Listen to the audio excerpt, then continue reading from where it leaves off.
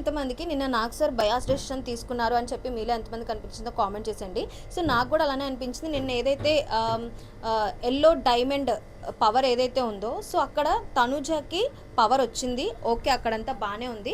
ఒక టాస్క్ అయితే ఇచ్చారు నిన్న, లోగో అరేంజ్ చేయాలి, బిగ్ బాస్ లోగో అని చెప్పేసి. అక్కడ తనుజ లోగో వరకు బాగానే అరేంజ్ చేసింది, కానీ పైన కింద అరేంజ్ చేయలేదు సరిగ్గా అని చెప్పేసి అక్కడ ఉన్న వాళ్ళకి అర్థమైంది, ఇక్కడ చూస్తున్న ఆడియన్స్కి కూడా అర్థమైంది.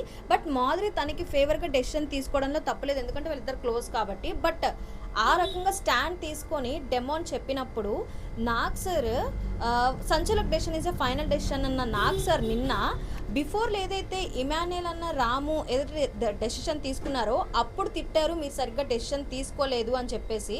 అండ్ ఇంకో బిఫోర్లో ప్రియా అండ్ అలానే శ్రీజ సంచాలక్గా వ్యవహరించినప్పుడు అప్పుడు కూడా సరిగ్గా డెసిషన్ తీసుకోలేదు సంచాలకులు అని చెప్పేసి తిట్టిన నాగ్ సార్ నిన్నెందుకు తనుజ విషయంలో మాధురి గారిని తిట్టలేదు, ఎక్కడో కొంచెం తనుజకి ఫేవర్ చేశారు నాగ్ సార్ అని అయితే నాకు అనిపించింది. సో మీకు కూడా పర్సనల్గా ఇలానే అనిపించుంటే కామెంట్ చేయండి అర్జెంటుగా.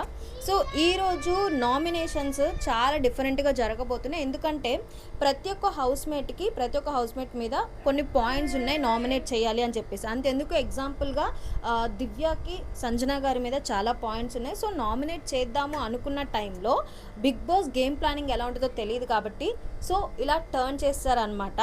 సో ఎవరైతే ఎక్స్ కంటెస్టెంట్లు ఉన్నారో, ఎలిమినేట్ అయిపోయి బయటకు వెళ్ళిపోయిన వాళ్ళు ఉన్నారో, వాళ్ళని పిలిపించి నామినేట్ చేపిస్తారనమాట. సో ఈరోజు అయితే చాలా డిఫరెంట్గా అండ్ చాలా ఫైర్ మీద చాలా ట్విస్ట్లు అయితే ఉండబోతున్నాయి నామినేషన్స్లో కూడా. సో మీలో ఎంతమంది ఎవరు నామినేట్ అవ్వాలి, ఎవరు నామినేట్ అయ్యి బయటకు వెళ్ళిపోవాలి అనుకుంటున్నారో కామెంట్ చేసేయండి.